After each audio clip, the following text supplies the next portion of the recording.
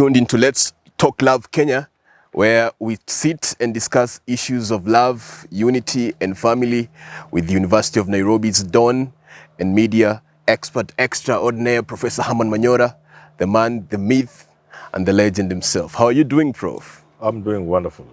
Again, I keep saying our channel is doing great. Yeah. I'm telling you, the reception is awesome. Yeah?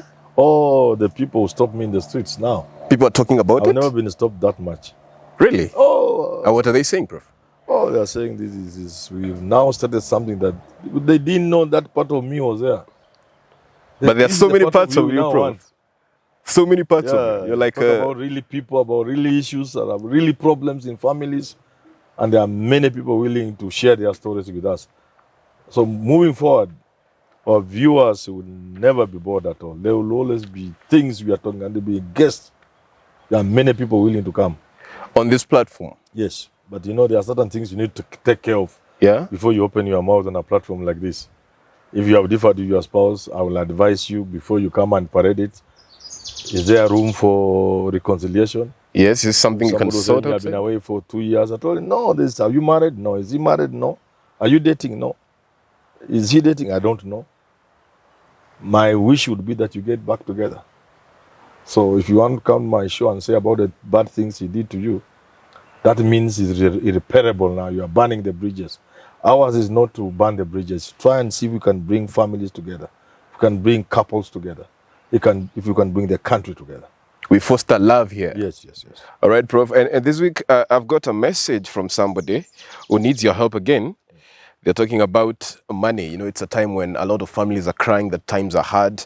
The financial situation in many families is tough, Prof. And money can be such a divider, such a divisive issue in many families. And this person sent this message. I'll just paraphrase it for you, Prof, so that we get right into it. Yeah. They're saying, I have been married to this lady and we are both graduates with jobs, but she does not bring her money to the table.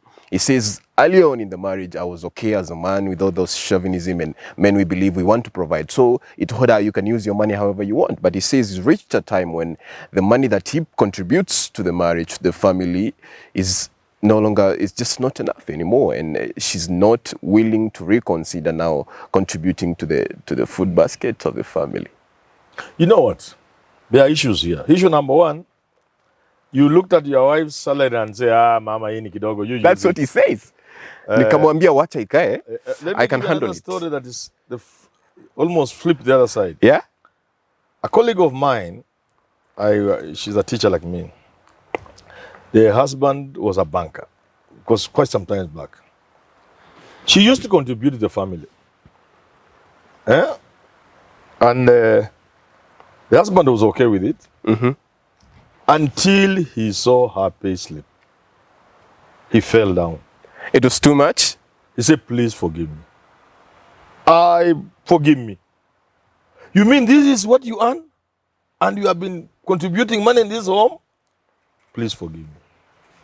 He couldn't believe how poorly paid teachers are. She was making so little, yet she was still, they were still going Dutch. There were responsibilities she was taking. With a salary like, what? That was not even his weekend allowance.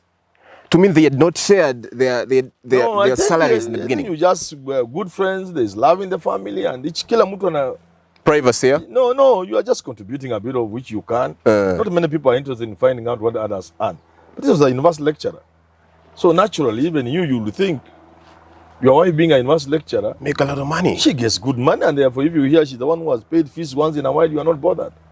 But when he saw the payslip, he was shocked. Now, in the case of your friend there, he's the one who told the wife.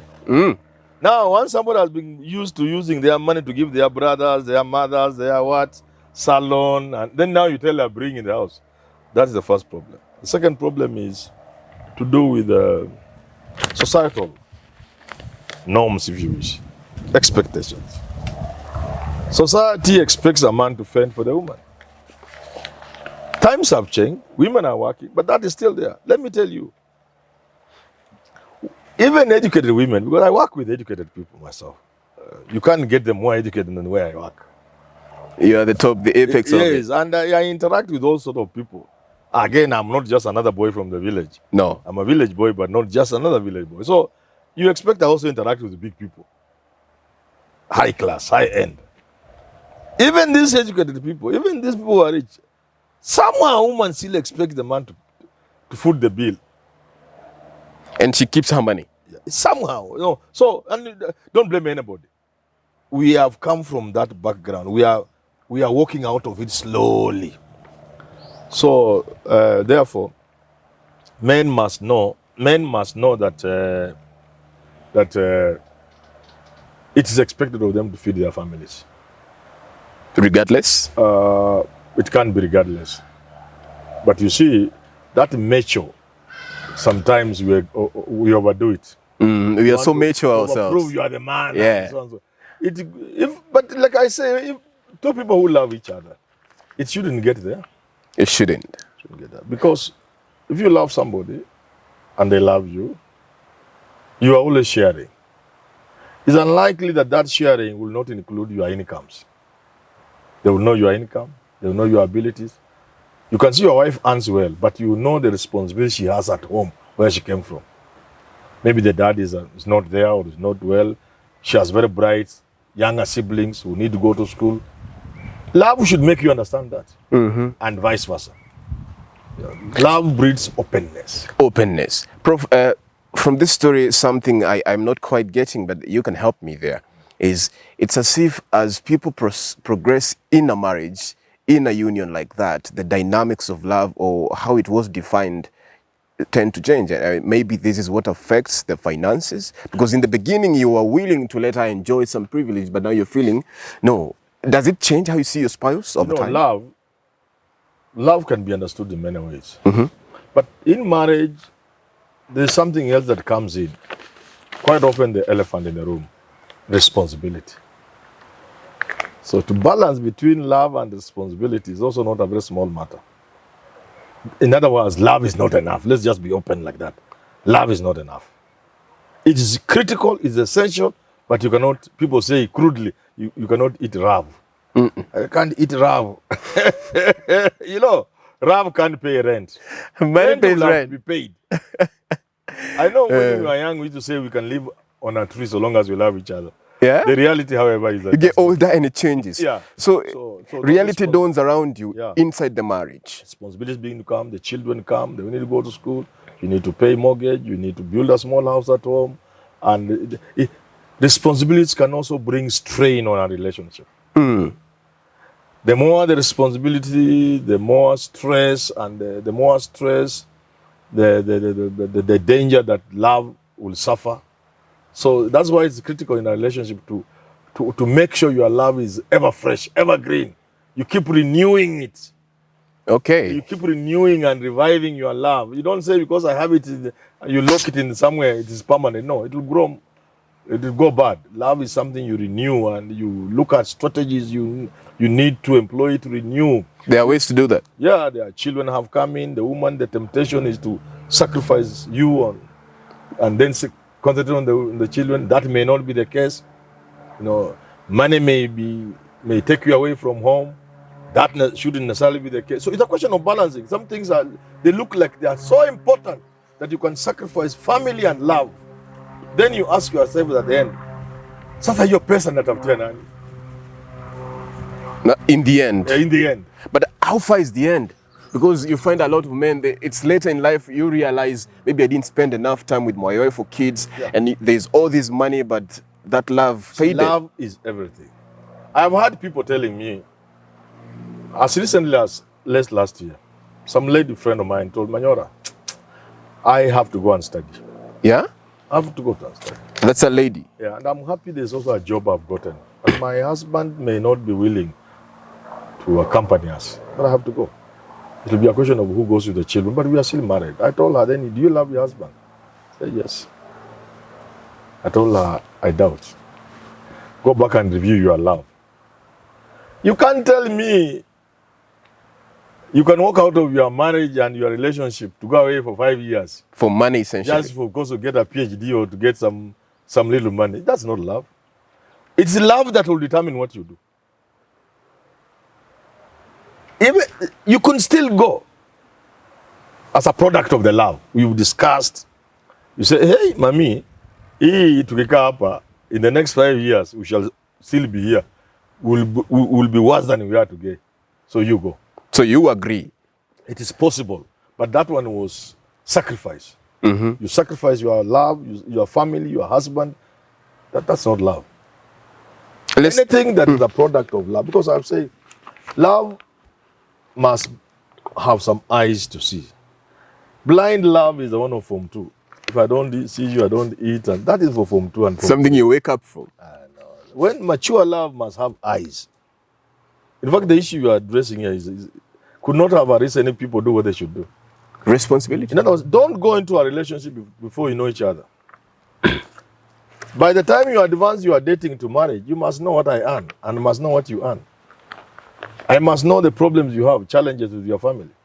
You must know my challenges. That's okay, I'll bring you in the family, but you must know, yes, I earn so much, but I'm the one paying fees for my siblings. You know, I can't let them like this. Others paid my fees. I must also pay for others. And you then let's say, no, me is you and I. No, you. Then love should be able to moderate it, calibrate everything together. But love without eyes can be disastrous. Excellent. So the bottom line is, as much as there's love, it's good to have a certain discussion around income and money before getting into it. Let me advise. It's important. People. I advise young people. Please get to know your spouse, their abilities, their educational level, their ambitions, their financial muscle. And ask yourself, am I able to live with a man like this? He has no ambition.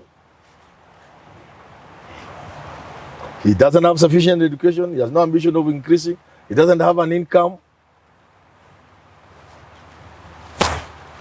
The life I'm going to live is a very average life or below average. Do I want? If you want, so you'll not be disappointed. Because beforehand you have assessed all those things and interrogated them internally yourself and discussed with your spouse. So look here, you see me here, this is just what I earn. Openness. Openly. Like it or and leave this, I it. come from a family, my father doesn't even have a house. My target in the next 2 years is to put up a house for my father before we think about ours. You know, you discuss, but people hide. People want to put A facade. And then it person you are drops on seeing you. is not the person you'll meet in the house. That is stupidity of the highest order. Don't let somebody discover you in the house. Let them know you before you marry them. Before they so come to your easy. house. All of us want to pretend we are doing better than we are. Every man wants to show a girl that I'm okay, what? In our days, watu wakawa naomba mpaka nguo. Even today. Kutembelea msichana anaomba kiatu, anaomba nguo. Roma nyumba. Hata anakuja kutembelea kumbe si kwenyu. You are hosting a neighbor's home. You took him to Bilal's bedsitter, that's why you took your girlfriend. Yeah. So you were saying kino, but you invite her in a buruburu. No, those are things for children. Yeah. Those are things for teenagers. But by the time you are dating and you're heading into marriage, you are no longer a teenager. You are a responsible woman, a responsible man at 25, 26. You are able to see, this is what I'm walking into. Then you will live with it because you knew all before. I'm not saying people should go for money. Money is not everything. Isn't it? Don't get surprised that 5 years down the line, you are still living in a bedsitter. Don't get surprised that the landlord comes to evict you. In Kino. Yeah, I visited my cousin. I used to drink. We were drunk. Then he left very early in the morning to go and work. Me, I couldn't even wake up. Hangover.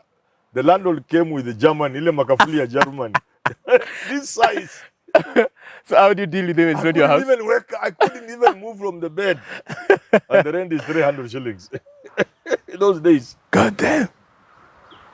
And Kafuli size, I paid for my cousin. Oh, you paid and I left? had money, I paid for 3 months. I told him, talk up, I want to sleep. He must have blessed you all night. I told him, talk up, I want to sleep. All right, I think we stop there, Prof, today. Yeah. Well, folks, you've heard it from Prof himself putting it as he always puts it, and this particular episode has been quite funny, if I could say so. Remember, you can always interact with us. We have other episodes on this Let's Talk Love channel. We talk issues of love, family, and all those matters that are really important to all of us in the country. Until see you next time, my name is Kimadi. This is Let's Talk Love Kenya. Please subscribe.